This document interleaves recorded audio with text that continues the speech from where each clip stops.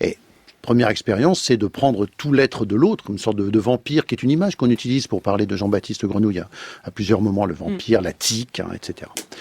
2 minutes sur simplement puisqu'on en a Allez-y, on en a beaucoup des minutes. Sur l'écriture, parce qu'on parlait d'écrire les odeurs, et je réentendais donc ce texte.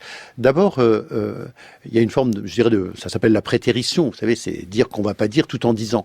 Et donc, il y a une description physique de ce personnage, cette jeune fille, et puis il ajoute, mais il ne la voyait pas. Sauf que le lecteur, lui, il a cette description physique. Il est en terrain de connaissance, si je veux dire. J'ajoute même pas le fait qu'il a choisi une rousse qui est un petit peu stéréotypée, on va dire, dans cette approche de la femme. Et puis, il y a aussi le jeu de l'érotisme avec ces bouffées de parfums qui sortent de l'échancrure de la robe, etc. Bien, donc, je dirais... Et ensuite, il y a toute cette description de cette jeune fille nue et de Jean-Baptiste. Et c'est à la fois très concret, très physique, et en même temps, ça invite le lecteur à l'aborder sur un mode plus intellectuel, je disais, et plus abstrait. Pourquoi ? Parce que on peut se mettre qu'à la place du personnage, c'est-à-dire à ne percevoir tout cela que par l'odeur. Et c'est à la fois, je dirais, quelque chose qui a à voir avec la jouissance très, très concrète, presque, on a envie de dire épicurienne du moment, et en même temps quelque chose qui est évaporé, quelque chose qui est, encore une fois, de l'ordre de l'essence et de l'abstraction. Et donc, on est partagé entre les deux. Et, si vous me permettez, c'est pourquoi il me semble que cette scène, particulièrement dans le film, qui a été tiré du livre, est plus gênante, parce qu'elle est essentiellement visuelle, et qu'on n'échappe pas à la vue. Là, la vue, je l'ai dit, elle est mentionnée, mais elle est écartée. Alors qu'au cinéma, elle s'impose avec une forme de violence. Le film, là c'est un autre défi, avoir adapté un roman sur l'odeur à partir d'images, donc d'images mobiles, puisque c'est un film. Vous pensez que c'est une réussite, c'est un succès ?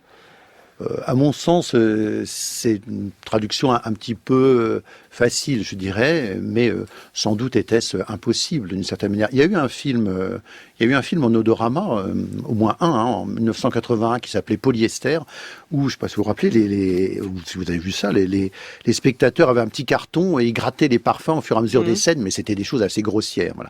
Là, on n'a même pas ça, mais on a des procédés assez grossiers, justement, pour montrer que le personnage sent. On a un gros plan sur son nez qui bouge, on a des gros plans sur les réalités dont il perçoit l'odeur. Voilà.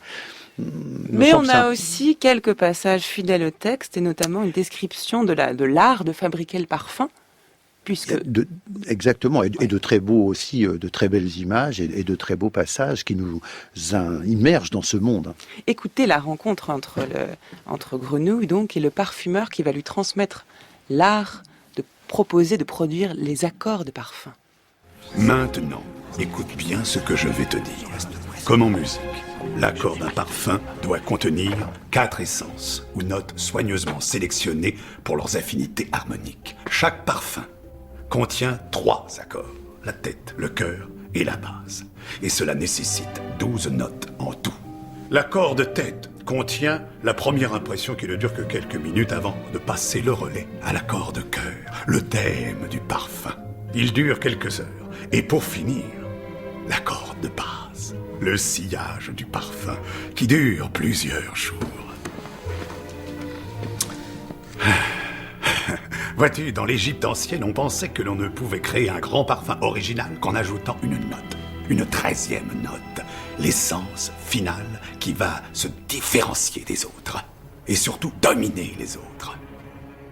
C'est Baldini, le parfumeur, qui va lui transmettre son art de parfumer, enfin son savoir-faire, mais en même temps, lui-même, Grenouille se rend compte qu'il en sait beaucoup plus que son artisan. Alors, il en sait, mais il le sait de manière intuitive. Ce que cherche Grenouille en allant voir Baldini, et c'est lui qui prend l'initiative de se mettre à son service, enfin, de tout faire pour se mettre à son service, c'est d'avoir les moyens techniques de capturer les odeurs et de les conserver. Et il va s'employer, d'ailleurs, quand il sera chez Baldini, où on ne pratique dans le fond que la distillation comme méthode, d'essayer de garder les odeurs de toutes les réalités possibles et imaginables, y compris de manière assez étrange ou paradoxale là aussi, l'odeur du verre, c'est-à-dire précisément du contenant du parfum. Et il s'aperçoit que non, par distillation, il n'arrive pas à garder. Pourtant, lui, il est sensible à cette odeur de verre, mais il n'arrive pas vraiment la conserver. Il y a un savoir-faire qui s'apprend, et c'est d'ailleurs le roman, vous parlez de roman d'apprentissage, il y a cet apprentissage de l'art, même du métier même de parfumeur. Qui est tout à fait fascinant. Et le texte que l'on vient d'entendre à ce titre est un très beau texte, et à la fois très poétique et très presque scientifique. L'idée qu'on puisse analyser à ce point une démarche qui nous paraît, nous, aussi intuitive, aussi évidemment fascinante, et en même temps connaît ses limites en quelque sorte. Et d'ailleurs, les nés qui travaillent pour les parfumeurs, ce sont des professionnels, ce sont des techniciens, et ils sont obligés d'utiliser un vocabulaire et des termes d'analyse pour transmettre leur expérience, mais en même temps, leur façon de faire conserve quelque chose du don, de la magie. Et c'est cette espèce de contraste entre les deux aussi sur quoi repose, à mon avis, le roman. Mais Baldini est un personnage assez passionnant, assez fascinant dans cette histoire. Pourquoi ? Parce que il est d'abord il dit des choses par rapport au XVIIIe siècle, qui est un siècle qu'il refuse absolument. Donc ça permet à Suskind aussi de parler de l'époque. Mais c'est un personnage qui va révéler ce que Grenouille est capable de donner en termes de séduction par ses parfums, puisqu'il recrée. Alors c'est pas tout à fait n'importe quel parfum. D'abord. Baldini lui demande de recréer, c'est son passage d'examen en quelque sorte, de recréer un parfum qu'il a lui-même inventé qui s'appelle Amor et Psyché. Et c'est pas tout à fait, à mon sens, un titre choisi au hasard. Peut-être ça fait référence en effet au mythe d'amour et de Psyché. Psyché, c'est l'âme, bien sûr, en grec. Et sous cette belle histoire qui a inspiré ensuite La Belle et la Bête, si l'on veut, parce que c'est ça, l'histoire d'amour et Psyché, il y a sans doute aussi quelque chose d'initiatique sur cette élévation de l'âme et sur cette façon qu'a l'âme d'accéder aux essences pures. Voilà.